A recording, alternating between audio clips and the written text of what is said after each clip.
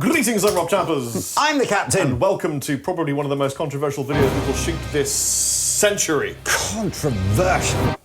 Because it's Gibson versus PRS, kind of, in a way. It's not really... It is Gibson versus PRS, but that's not... The concept of the video... That's what it'll be in the comment section. Yeah, the concept of the video is... It's guitar players and their attitude towards shapes of guitars, I think, is really what we're... And what inspired this video was recently, in the summer of 2017, Gibson said, going to do a double cut. And not a double cut like a Les Paul Jr. double cut or anything like that, but an asymmetrical, i.e. an offset style double cut where the one horn is higher than the other horn, and it's got two humbuckers on it, And immediately, of course, everyone's gone, oh, you mean you've done a PRS Custom 22? I didn't say that, you said that. Well, you just said it. Yeah, but you said that first. Yeah, they did say it. And it's a bit like, I don't know, should they, shouldn't they? Well, I mean, so this is going to be lots of opinions from myself and from Lee. So I guess the first thing is, in my mind, I'm thinking, yeah, it looks a bit like a PRS, but didn't Gibson invent the double cut thing? And also, if that was made in the 60s and had a bunch of famous players who'd played it, I think our opinions would all be very different.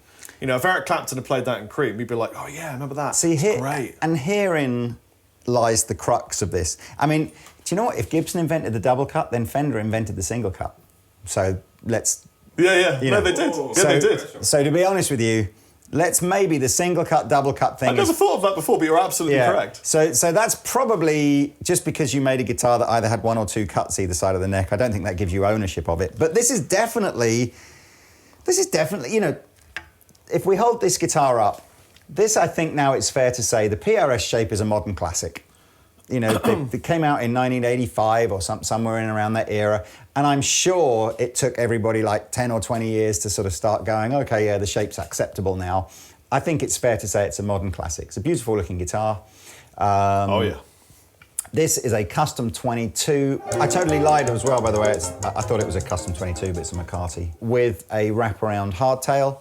Of course, you can get that shape in the custom 24 and the 594 double cut. You know, it's a cool shape. This is going to take some getting used to. And I think the question is, if no one had invented a Jazzmaster or an Explorer or a V or a Firebird until today, would we all be going, oh, yeah, it's the worst looking guitar I've ever seen, yeah, because burn it, burn it. Because when those shapes originally came out, they ditched and people didn't sell a lot of Even them. the Les Paul. Yeah, Les Paul. Ditched, You're right, absolutely correct. Yeah, ditched. Yeah, people were like, nah, I want this Telecaster thing I've been playing for ages, you know. Just, it didn't launch. And what's interesting is, you notice that isn't the case with things like amplifiers and effects pedals and pickups and things. Pedals is almost the opposite, isn't it? The crazier it can be, the more appetite there is for them. Yeah. Well, look. So that's rare, isn't it?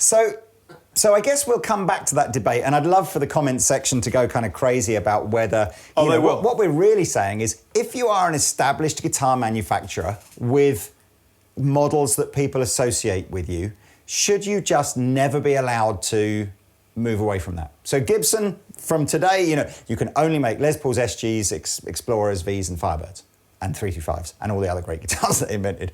You know, Fender, you're only allowed to do Strats, Telecasters, Jazzmasters, and Jaguars. And Mustangs. The end. Ibanez, you can only make RG-shaped guitars, you know. PRS. McCarty's, 22s, 24s. Yeah, that's it. See, they did a 594, which was absolutely a nod at a Les Paul, and everyone was like, that's okay. Yeah. Maybe it's because it's such a close kind of copy of it, it almost is acceptable. I don't know, it's weird, isn't it? It's a strange psychological thing. It's like when you pick up a guitar, really it isn't just a guitar, it's something that you're trying to say something about yourself with. And so things like pickups and tech, we want the ultimate best sounding tech, but the shape and the colour is saying something about you, and you're harking back to a lineage of people that you refer to and like. And when it's something that hasn't got much of a history to associate with, then it's saying... It's even weirder than that, in that you've got designs like the Fender Marauder and the Gibson Modern, which are designs from the 50s. I'm not sure the Marauder might be 60s, but that never even saw the light of day then because everyone was like, it's too ugly. But then like 30 years later, they're launched, and because there's some sort of throwback to the 50s, they're sort of acceptable. Yep. Yeah. It's we're very weird guitar players, aren't we? We are an exceptionally conservative, in some instances and experimental in others. It's all about the worship of history, I think, because we like our relic-looking guitars, we like our old valve amps, we're worshipping the history and the lineage and the legacy, and we don't want space-age futuristic metal and plastic and sort of recycled materials. And it's just as well we're not like imagine if literally the only acceptable form of a telephone was the big old, and even like digital modern ones still had to be that kind of moon-shaped. Hello. Yeah. Actually, that would be great. Steampunk, bring it in. Give me some tones on that Les Paul. So it really is a Les Paul in a different shape. It is a mahogany body, two-piece maple top, 2 humbuckers, a neck join, which if it wasn't for the fact that the cutaway was this sort of moon-shaped, is very much like a traditional Les Paul. And it's a custom shop, isn't it? It is. Right, so for 2017, and I'm guessing this is Gibson kind of dipping their toe into the water, the easiest way really for Gibson to kind of dip their toe in the water is to do something through the custom shop, so they only have to make literally 100 of them to just sort of see if how it's received. Of course, it means the price is high, so this is custom shop Les Paul money, top end, not much change out of $4,000. But if it's, if sales aren't amazing, if the general vibe is, oh yeah, that's cool, we like that, I'm sure over time it'll become a USA standard model and maybe an Epiphone model or whatever. But if the general reaction is like, oh no, we don't like that, then it probably won't. I'm sure as well, and I meant to do a bit of research on this, but here you go, viewers. I know you love, doing this kind of research on our behalf. I'm sure there was a famous Japanese guitar player who probably wasn't famous outside of Japan that had a signature Gibson guitar from about 2 or 3 years ago that was basically this. Well, then also they had double cuts from years ago. I remember a guy at a gig gave me one, and it was from like the 80s. Not asymmetrical though. No, not asymmetrical, but it was a double cut. Yeah, sure. Yeah. Oh, look, absolutely. And I think didn't Gibson? I know it was Fender owned Hamer for a while, isn't it? I mean, this shape is not new. It's like Hamer and Anyway, look. So the one feature I did want to show you that you guys may be going, oh, please, please, please, let's see this get into like the whole line, is this, I think they call it Apex headstock join. So they have now reinforced with a sort of a volute style carve the neck join.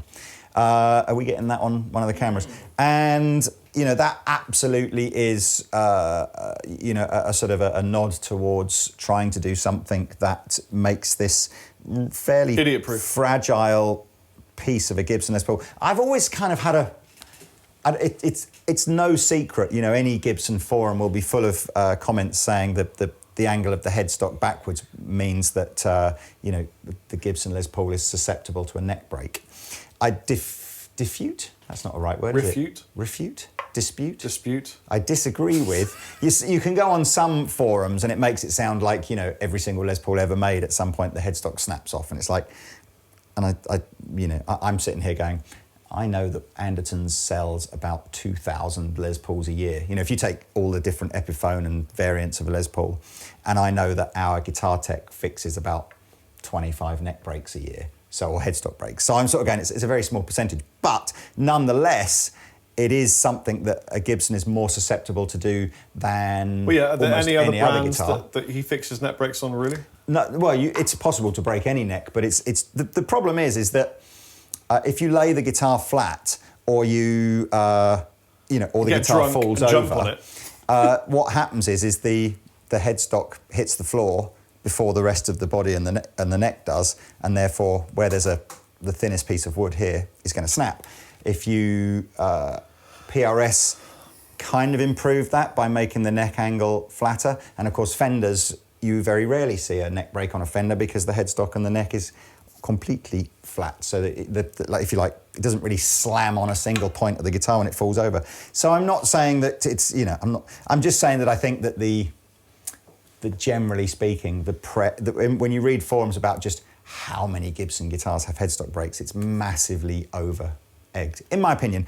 And, you know, perhaps with this design now, we'll see if this does become a feature of the rest of the Gibson range, it'll become something where... I think it's kind of cool.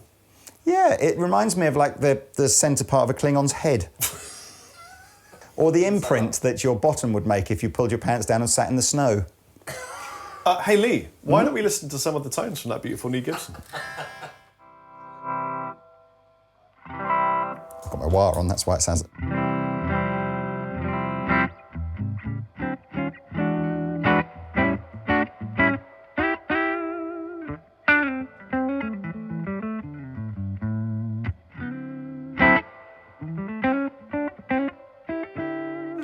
It's literally, it's a Les Paul.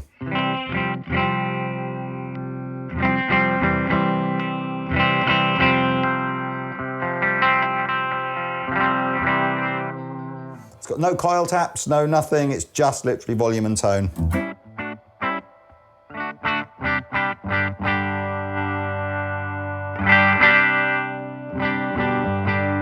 It feels like a Les Paul to play. It's got the same scale length as a Les Paul. What's it like up the dusty end, bro?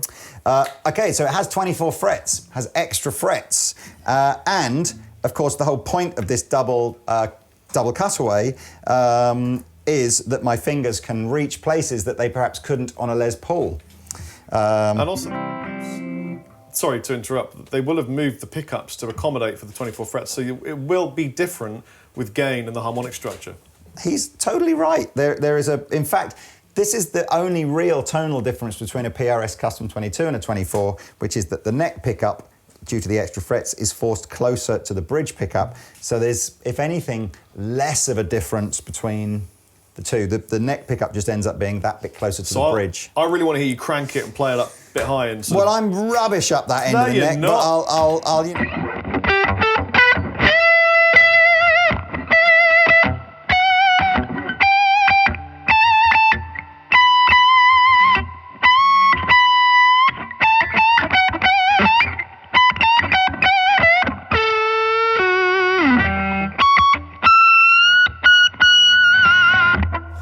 I can't play up there. Oh, it's really difficult to play up there. And when you see players playing fast up there as well, I mean, that is some talent. The cameraman needs to walk across. Danish Pete's delivering coffee. He's not just the cameraman. No, he's everything. He's the Danish superhero. So... Wait, Lee, take a shot of this. Have a little shot of that. Yeah. Oh, that's much better. All right, thanks a lot. there you go. Okay. Go for it.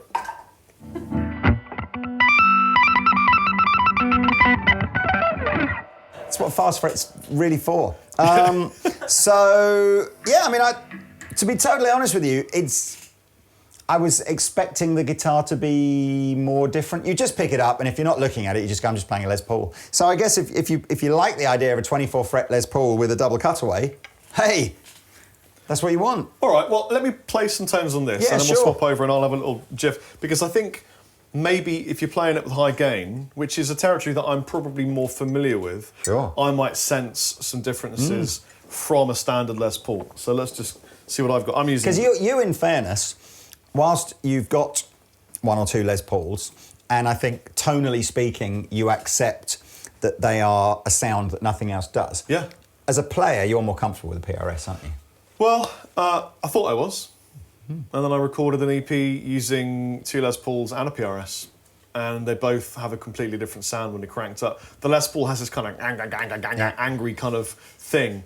And it's beautiful anger. The PRS is more kind of subtle and kind of silky. It might just be the way that I'm playing them. But I've got the hollow-bodied, but it's solid on top. Beautiful custom. I always find the opposite.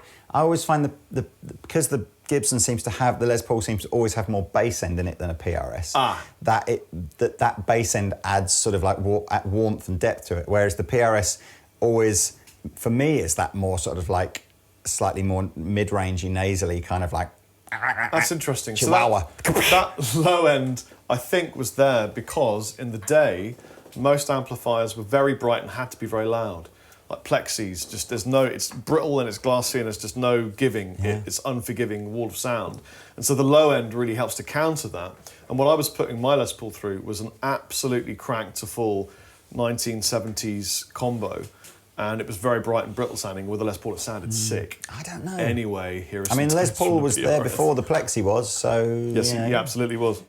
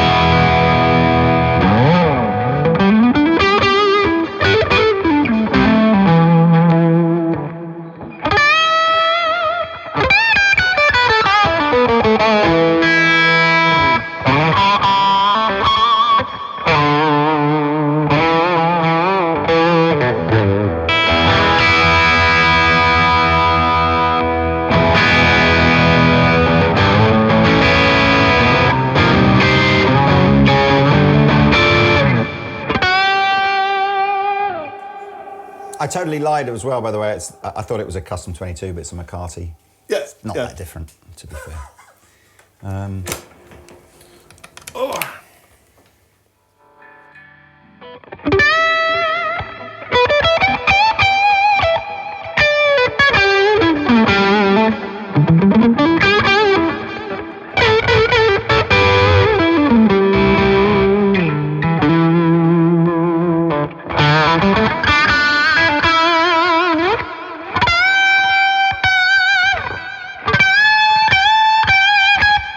That's weird that you can be all.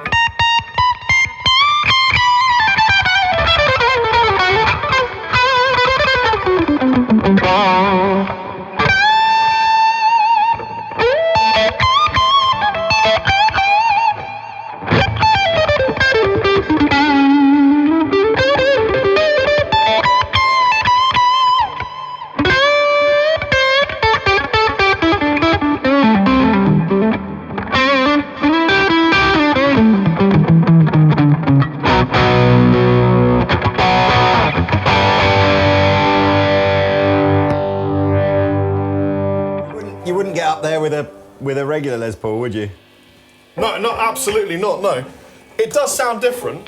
Than this, or a Yeah, regular no, it Les- sounds different Oh, it from sounds an different.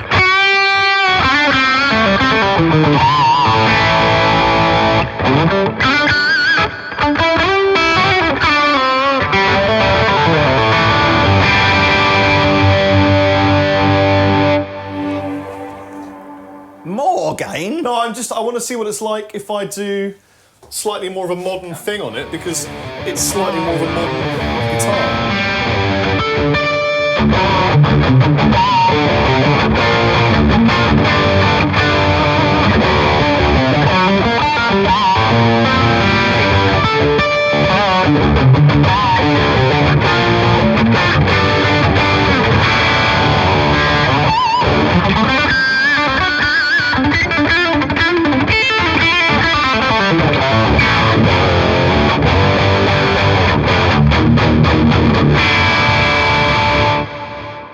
I'm not even sure if you saw, but I got up. Do you know what that is?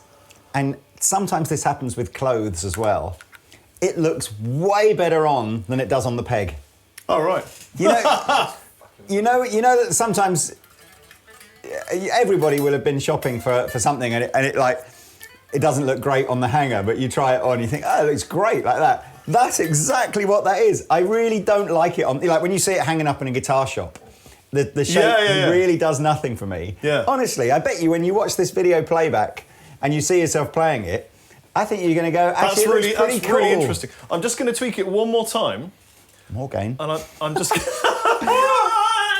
No, scoop all the mid-range, Rob, and no, put the gain up. No, what I've done is I've actually added presence. Have you? And I have scooped a tiny bit of mid, and I put a little bit more gain, just to see what it gets a bit tasty with.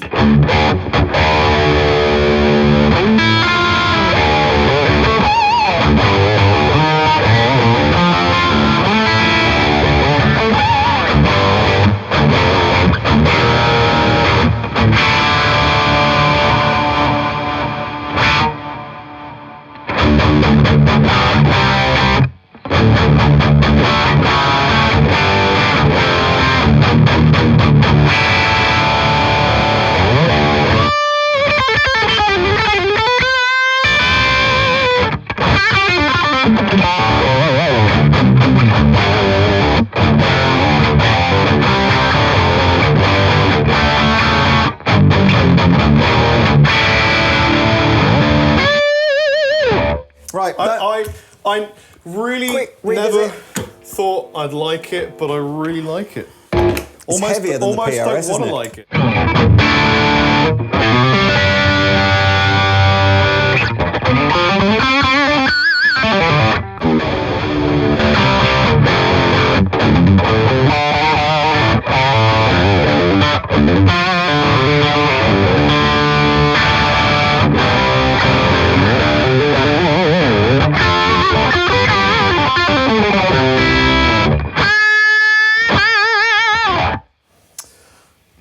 I really like it. Sounds great, doesn't it? It's It's definitely.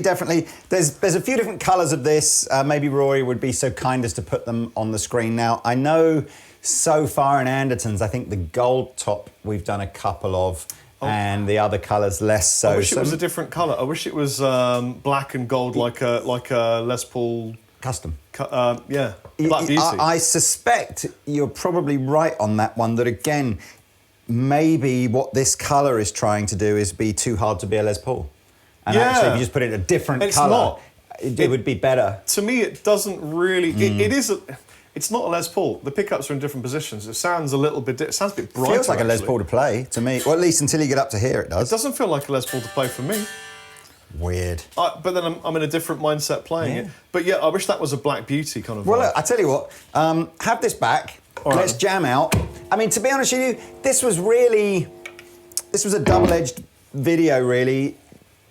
Mainly, I think, just to kind of get some discussion going in the comment section, really about, again, what happens when manufacturers that are so associated with certain shapes do something new and different, and do you like that, or would you prefer they didn't? But also, it was a good excuse, it was a good excuse to grab that guitar and just, have a little play around and see what it sounded like. How long is this thing? That's the one that I had the Explorer on, so yeah. The Dora on it. The Dora. So I'll play some rhythm, Rob can play some rhythm.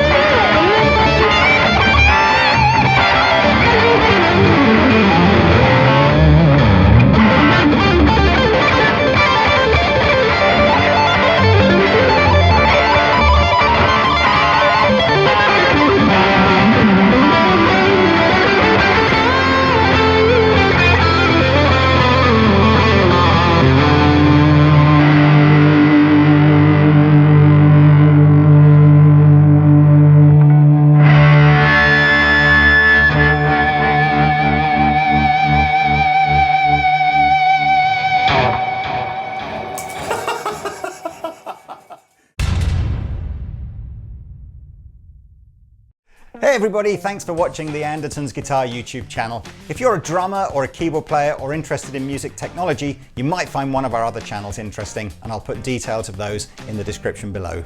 If you want to find out more about the products we've just featured, please click here.